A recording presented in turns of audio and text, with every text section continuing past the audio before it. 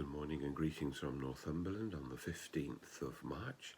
It's another beautiful morning. In the Gospel today, Jesus continues his ministry of healing.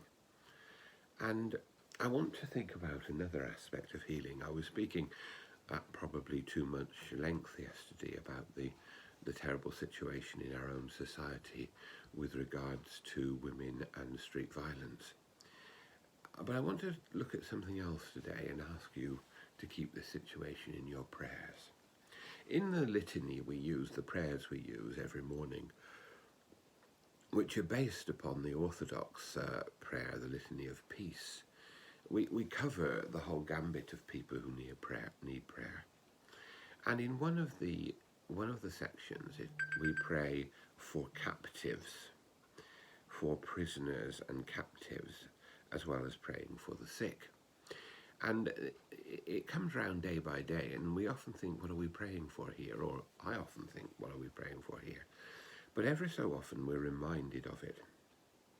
First of all, I think the first thing we do is we're praying for people who are lawfully imprisoned, that their lives may be touched and changed by God.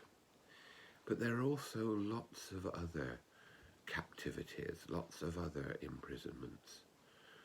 I was reading about the imprisonment of domestic violence yesterday, how people are often held captive in dangerous and difficult situations because of violence.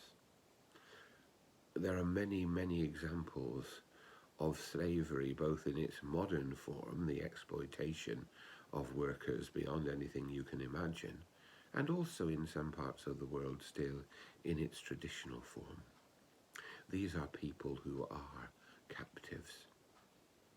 And then there are others who are unjustly accused and imprisoned. This may be miscarriages of justice, but there are also people who, for political reasons, are held. You may have noticed recently that I've been praying for someone called Nazanin Radcliffe. She's an Iranian lady who was married to an English man with a home and a family in the UK. She went back to Iran over 5 years ago to visit her family there and was arrested. And it's hard to really work out what the charges are because they're not that specific, campaigning against the Islamic State or something like that. She's really being held as a pawn in an argument between two governments. And for 5 years she's been imprisoned in Iran.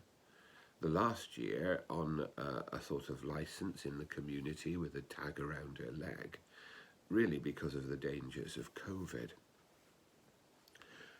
She faced another trial this weekend, and she has to wait for a week to hear what her sentence will be. But there are many fears that she will be faced with further imprisonment, either at home or in actual prison, and that her hope of returning to her home in the UK and being with her husband and family is very, very slim at the moment. There are many people throughout the world in different but similar situations to Nazanin.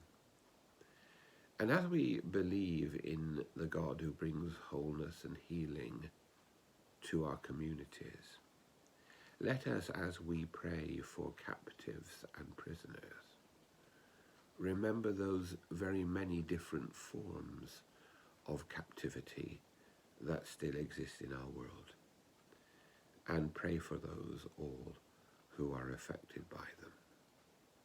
May God bless us all.